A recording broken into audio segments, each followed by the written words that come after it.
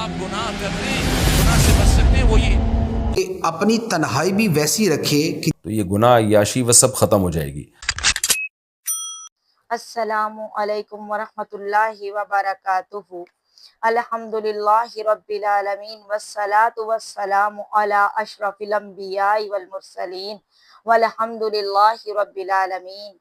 صدق اللہ العظیم وصدق رسولہ النبی الکریم ونحن علی ذلک من الشاہدین والشاکرین والحمدللہ رب العالمین۔ اللہم صلی علی سیدنا و مولانا محمد صلی اللہ علیہ وآلہ وسلم۔ صدق اللہ العظیم وصدق رسولہ النبی الکریم ونحن علی ذلک من الشاہدین والشاکرین والحمدللہ رب العالمین۔ جی ناظرین، آج میں آپ کے سامنے ایک نئی ویڈیو لے کر حاضر ہوئی ہوں۔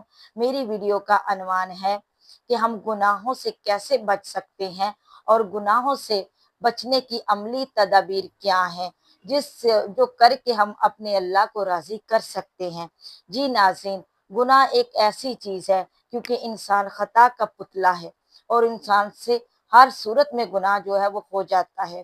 تو ناظرین، فرمان خدا ہے، سورۃ تحریم ہے، 28واں پارہ ہے۔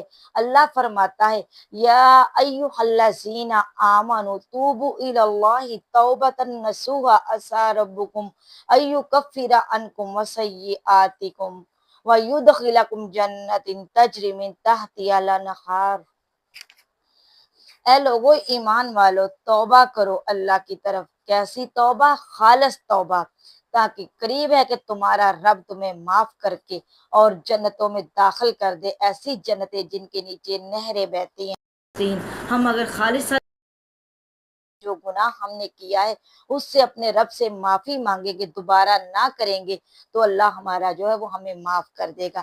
اللہ تو خود کہتا ہے کہ بندے زمین آسمان کے برابر گناہ کر کے آ جا، ایک بار آ کے استغفر اللہ اپنی زبان سے نکال، میں غفور الرحیم رب تیرے سارے گناہ معاف کر دوں گا۔ ناظرین، ایسی توبہ کریں، خالص توبہ کریں، جیسے ہم کپڑے سے میل کچیل نکالتے ہیں، ایسی توبہ کریں کہ دوبارہ وہ گناہ نہ کر سکے۔ ناظرین، اب اللہ رب العزت غفور الرحیم ہے، توبہ کا دروازہ قیامت تک کھلا ہے ہمارے لیے۔ اللہ کہتا ہے بندے تو گناہ کر اور مجھ سے معافی مانگ، میں تجھے معاف کرنے پہ قادر ہوں۔ جی ناظرین، تو آئیے ہم اپنے موضوع کی طرف آتے ہیں کہ اللہ سے ہم کیسے اپنے گناہوں سے بچ سکتے ہیں۔ ناظرین، دو حقوق ہیں، حقوق العباد اور حقوق اللہ۔ ہم نے جو توبہ کرنی ہے، اللہ اپنے حقوق جو ہے وہ معاف کر دے گا، یعنی کہ اگر نماز نہیں پڑھی تو اللہ معاف کر دے گا، روزہ نہیں رکھا تو معاف کر دے گا، زکوٰۃ، حج، صدقہ خیرات، کسی قسم کا بھی جو ہے وہ ہم نے گناہ جو کیا ہے، یہ کام نہیں کیے تو ہمارا رب جو ہے وہ ہمیں معاف کر دے گا۔ لیکن حقوق العباد جو ہے، جب تک وہ بندہ خود معاف نہ کرے تو المعافی نہیں ہوگی۔ حقوق العباد میں یہ ہے کہ کسی کے ساتھ زیادتی کی ہے، کسی کا حق چھیننا ہے، جا کے اس سے معافی مانگ لیں، اس سے ازالہ کر لے اس بات کا، اگر وہ معاف کر دے تو ہمارا رب جو ہے وہ ہم سے راضی ہو جائے گا۔ حقوق اللہ جو ہے وہ معاف ہے، حقوق العباد جو بندوں کے حقوق ہے وہ معاف نہیں، جب تک بندہ خود معاف نہ کر دے۔ تو آئیے ناظرین، ہم اپنے موضوع کی طرف چلتے ہیں کہ ہم گناہوں سے کیسے بچ سکتے ہیں اور گناہوں سے بچنے کی عملی تدابیر کیا ہیں۔ تو ناظرین، آئیے ہم علماء کرام سے اس کا موقف جانتے ہیں۔ تو سب سے پہلے ہم سنتے ہیں مولانا طارق مسعود صاحب کو، ان کی رائے جو ہے وہ اس بارے میں جانتے ہیں۔ گناہوں سے باز رہنے کا آسان عمل کیا ہے؟ حسن صاحب امریکہ سے۔ دیکھیں، ڈیلی 5 منٹ نکال کے کم از کم سوچنا چاہیے کہ ایک دن میں جنازے کے تختے پہ لیٹا ہوا ہوں گا، تو یہ گناہ عیاشی وہ سب ختم ہو جائے گی۔ ما عندکم ینفد وما عند اللہ باق۔ قرآن کہتا ہے جو مزے تم اڑا رہے ہو نا، ختم ہو جائیں گے، اور جو اللہ اس کے بدلے میں تمہیں اجر دے گا وہ ہمیشہ باقی رہے گا۔ یہ چیز بار بار سوچنی چاہیے۔ دوسری بات، جس جگہ گناہ کی عادت پڑی ہے اس جگہ سے اوائڈ کرنا چاہیے، وہاں بار بار جانا نہیں چاہیے۔ تیسری بات، جب بھی کوئی گناہ ہو جائے اپنے آپ کو سزا دیں، روزے رکھ کے، نوافل پڑھ کے، جرمانہ لگا کے، اس طرح سزا دیں۔ تو یہ تو میں نے مختصر بتایا، ورنہ پراپر طریقہ تو یہی ہے کہ پراپر تبلیغی جماعت میں وقت لگائیں، 4 مہینے لگائیں، کسی باقاعدہ شیخ سے، اللہ والے سے اصلاحی تعلق قائم کریں، بیعت ہو جائیں، واقعی صحیح سنت کو فالو کرنے والا شیخ ہو، علم بھی دین کا رکھتا ہو، تو ان سے باقاعدہ بیعت ہو جائیں، جی ناظرین، آپ نے مولانا طارق مسعود صاحب کو سنا، ان کا موقف جانا۔ آئیے اب ہم سنتے ہیں شیخ ثناء اللہ مدنی صاحب کو، ان کا موقف اس بارے میں جانتے ہیں۔ کہا کہ گناہوں سے بچنے کی کچھ عملی تدابیر بتائیے کہ کیا کریں، کیا عمل کریں۔ تو گناہوں سے بچنے کی بہت ساری تدبیریں میں نے آپ کے سامنے رکھی ہے۔ عملی طور پر تو یہ بھی ہے کہ ہم اور آپ یہ کریں کہ دعا کرتے رہیں کہ اللہ تعالی ہم کو گناہ سے بچا کے رکھے۔ ہم اور آپ نیکی کرنے میں آگے بڑھیں، ہم اور آپ نفل نماز کا اہتمام کریں، ہم اور آپ دینی کیسٹیں سنیں، ہم اور آپ دینی ماحول میں جائیں، ہم اور آپ وہاں رہیں جہاں نیک لوگ رہتے ہیں، اور ہم اور آپ اچھے لوگوں کے ساتھ رہیں گے تو اس طریقے سے کیا کر سکتے ہیں، برائیوں سے ہم اور آپ دور ہو سکتے ہیں۔ اور ہمیشہ اللہ کا ڈر اور خوف اپنے دل کے اندر قائم رکھیں تو برائیوں سے بچ سکتے ہیں۔ اور اگر برائی ہو جائے تو فوراً نیکی کر لیں۔ ایک آیت کے اندر آیا، سورہ ہود سورہ نمبر 11 آیت نمبر 114، ان الحسنات یذہبن السیئات، نیکیاں جو ہیں وہ برائیوں کو ختم کر دیتی ہے۔ ایک حدیث میں نبی صلی اللہ علیہ وسلم نے ارشاد فرمایا، سنن ترمذی کتاب البر والصلہ کتاب نمبر 25 حدیث نمبر 1987، اتق اللہ حیث ما کنت، سب سے اہم چیز یہ ہے کہ اللہ کا ڈر اور خوف پیدا کر لو تم جہاں کہیں بھی رہو۔ وَأَتْبِعِ السَّيِّئَةَ الْحَسَنَةَ تَمْحُوهَا، اور اگر برائی ہو جائے تو نیکیاں کر لو، یہ چیز اس کو مٹا دینے والی۔ وَخَالِقِ النَّاسَ بِخُلْقٍ حَسَنٍ، اور لوگوں کے ساتھ اچھے اخلاق کے ساتھ پیش آؤ۔ تو یہ چند تدبیریں تھیں جو میں نے آپ کے سامنے رکھی، امید ہے کہ جواب ہوگا، واللہ عالم۔ جی ناظرین، آپ نے شیخ ثناء اللہ مدنی صاحب کو سنا، ان کا موقف جانا۔ آئیے اب ہم سنتے ہیں مفتی قاسم عطاری صاحب کو، ان کا موقف اس بارے میں جانتے ہیں۔ تنہائی میں گناہ سے بچنے کا کیا طریقہ ہے؟ تنہائی میں گناہ سے بچانے کے لیے ایک تو یہ ہے کہ اپنی تنہائی بھی ویسی رکھے کہ جس میں کچھ نہ کچھ دوسرا اس پہ مطلع رہے۔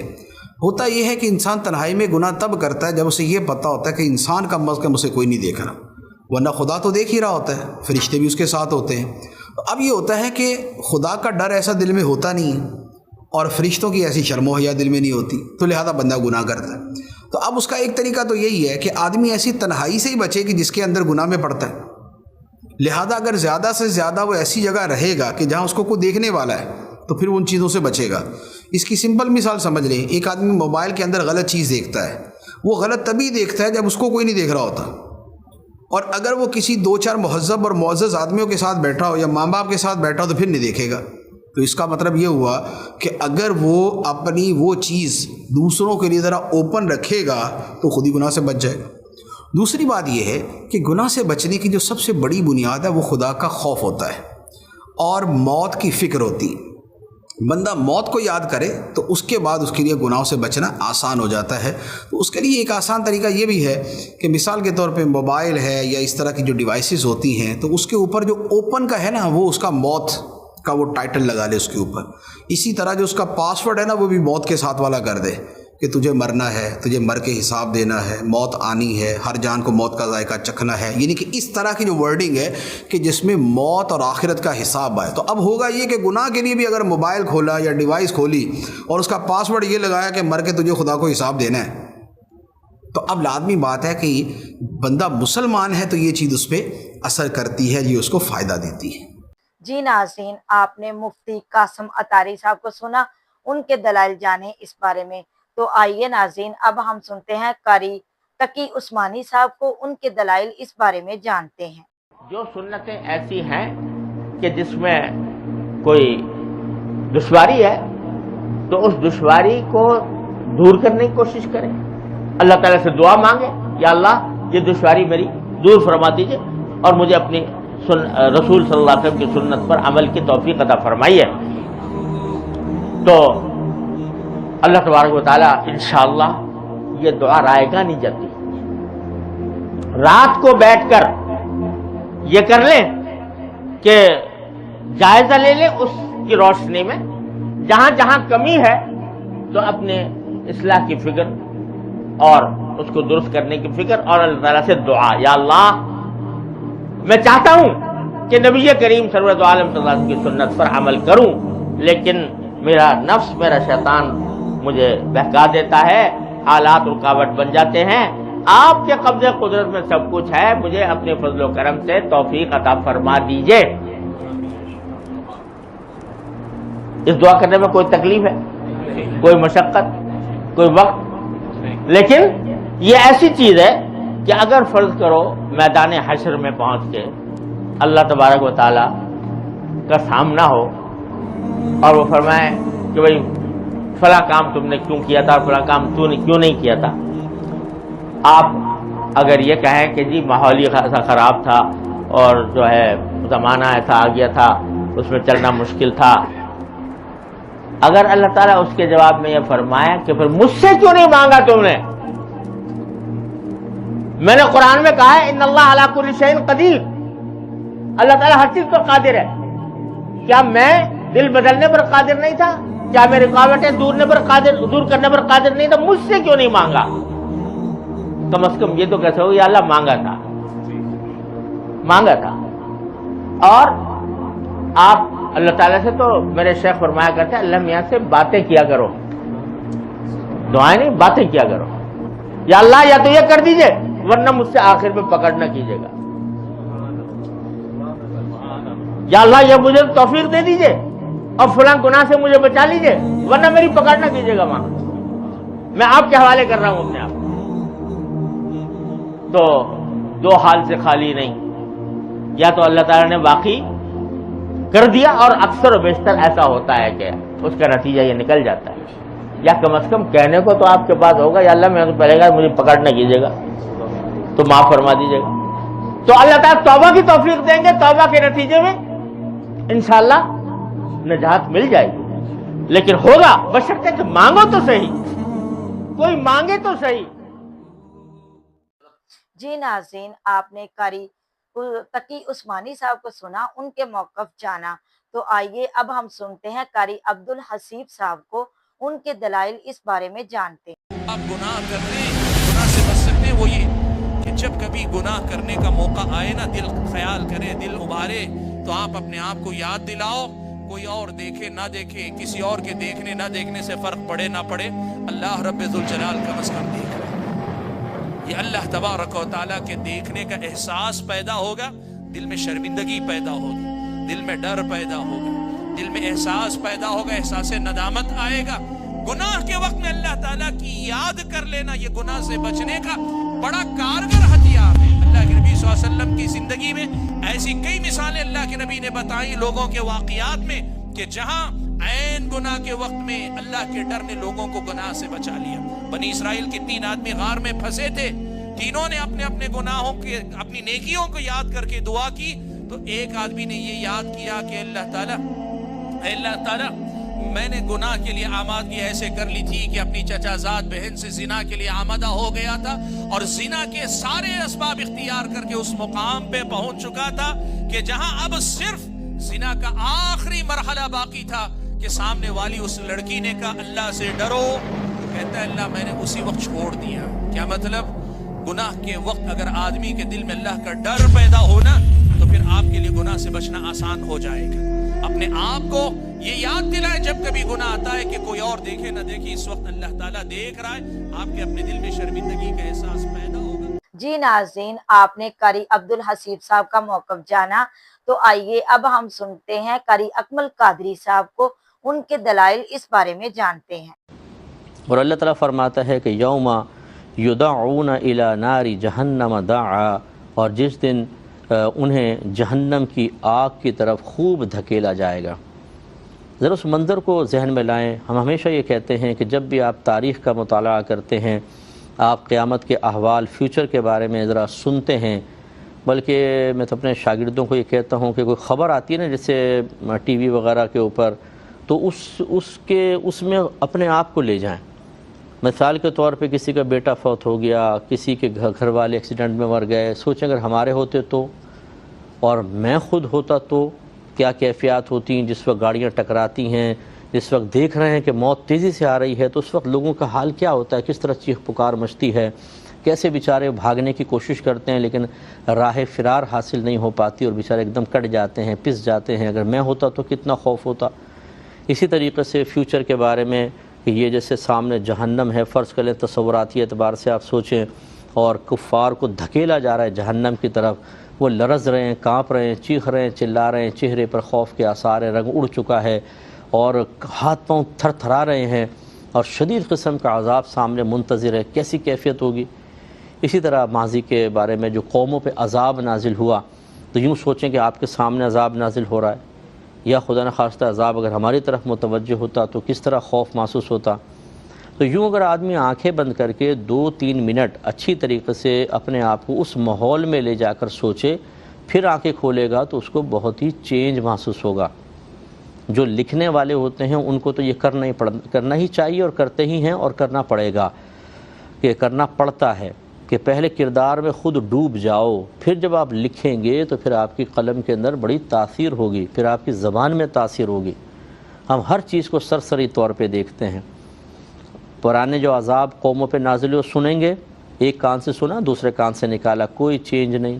خبریں سنیں گے، ہو یار اس کا ایسا ہو گیا، ایسے ختم۔ اس طرح قیامت کے احوال یا احوال جہنم ہم سن رہے ہیں، اس میں مطلب اس ماحول میں تصوراتی اعتبار سے جا کر نہیں دیکھیں گے، سطحی قسم کا، تو پھر طبیعتوں پہ اثر کیسے طاری ہوگا؟ سوچنا ہوگا، آدمی تفکر کرے، کیفیت کو زبردستی اپنے اوپر طاری کرے، پھر ایک وقت آئے گا کہ ہر چیز سے انسان اچھے انداز سے نصیحت حاصل کرتا ہے۔ تو ذرا غور کریں کہ اگر ان میں ہم ہوتے تو، کہ اب فیصلہ ہو گیا، سنا تھا نبیوں سے کہ جی ایک جہنم ہوگا اور اس میں ڈالا جائے گا، لیکن مشغول رہے، مذاق اڑاتے رہے۔ آج جب فرشتے پکڑ کر اور گھسیٹ کے جہنم کی طرف لے جا رہے ہیں، اور وہ پلٹ پلٹ کر اپنے ان لوگوں کو دیکھ رہا ہے کہ جو ایمان لانے کی سعادت حاصل کر چکے تھے اور وہ اللہ کی رحمت کے مقام پہ کھڑے ہیں، کہ شاید ان میں سے کوئی آگے بڑھ کے مجھے چھڑا لے، مجھے واپس لے جائے، کوئی سفارش کرنے کے لیے تیار نہیں، اور سیدھا جہنم میں۔ اب جب ان کو جہنم میں پھینکا جائے گا، آپ سوچئے اس جلتی ہوئی آگ میں سانپ ہیں، بچھو ہیں، پیپ ہے، خون ہے، کیسا اس میں جا کے گریں گے، اور پھر ان کو ان کے مقام پر پہنچایا جائے گا کہ یہ تیرا ٹھکانہ ہے، اور سب کو علیحدہ علیحدہ عذاب ہوگا، ایسا کہ دوسرا اس کے سامنے نہیں ہوگا، کیونکہ سامنے جب کسی کے عذاب ہوتا ہے تو اس کو عذاب ہلکا محسوس ہوتا ہے۔ جیسے ایک ساتھ بہت سارے لوگ مصیبت میں گرفتار ہوں تو ایک دوسرے کو دیکھ کر حوصلہ سا مل جاتا ہے، لیکن اگر اکیلا ہو آدمی اور شدید مصیبت میں گرفتار ہو جائے اور کوئی دوسرا ایسا نظر نہ آئے تو پھر شدید تکلیف ہوتی ہے۔ تو جہنم میں ایسا ہی ہوگا۔ تو جب ہم یہ تصورات ذہن میں لے کر آئیں گے، ایک منظر کشی ہوگی تصوراتی اعتبار سے، تو پھر ایک خوف پیدا ہوتا ہے، پھر دل نرم ہوتا ہے۔ پھر اگر آپ خلوت میں بھی بیٹھے ہوں گے نا، شیطان کہے گا یار بری حرکت کر لے، یہ گناہ کر لے، وہ گناہ کر لے، تو وہ جو آپ اس تصور میں ڈوبے تھے، جو آپ نے اس کا ایک اثر قبول کیا تھا، انشاءاللہ ضرور مدد کرے گا۔ یہ خوف سے پیدا ہوگا کہ نہیں یار میں اگر کر بھی لوں گا، پھر یہ بروز قیامت اگر اللہ ناراض ہوا، یہ گناہ نہ بخشا جا سکا، میں تائب نہ ہو سکا، تو پھر کیا ہوگا؟ اگر مجھے بھی عذاب ہو گیا تو یوں پھر آدمی اس کے لیے گناہ سے بچنا اور اپنے آپ کو روکنا آسان ہو جاتا ہے۔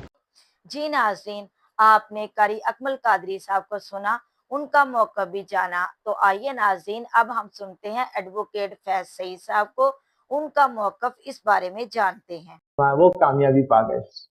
اب ہم مسلمان ہیں تو اپنے نفس کو برائیوں سے، ہم جو برائیاں اسلام نے کی یہ برائیاں اس سے پاک کریں، اور جو اسلام نے کا اچھائیاں اس کو اڈاپٹ کریں، اس کو اپنے اندر ڈالیں، انکلکیٹ کرے، اس کو اپنے اندر لے، اس پہ محنت کرے تو وہ اندر جائیں گی اور برائیاں خود بخود باہر آئیں گی۔ یا پھر برائیوں پہ الگ سے محنت کرے کہ یہ برائیاں اور یہ خوبیاں لینا ہے۔ نماز نہیں پڑھتا تھا، نماز پڑھوں گا، منہ سے گالیاں نکلتی تھی ان کو چھوڑنے کی کوشش کروں گا، فلاں تھا اس کو عمل میں لاؤں گا، فلاں چیز اس کی چھوڑنے کی کوشش کروں گا، یہ مجھے اور آپ کو کرنا ہے۔ تو وہ فلاح پا گیا جس نے اپنے نفس کو پاک کر لیا، گناہوں سے، معصیت سے اللہ کی پاک کر لیا، اس نے فلاح پا لیا۔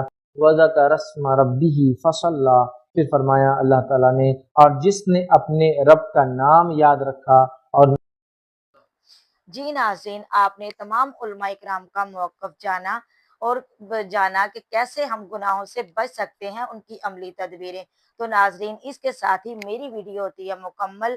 اللہ سے دعا ہے کہ اللہ آپ سب کو آپ کی تمام پریشانی اور مشکلیں اپنی رحمت اپنے فضل سے حل فرمائے۔ اللہ آپ سب کو اپنے حفظ و ایمان میں رکھے۔ وآخر دعوانا الحمدللہ رب العالمین۔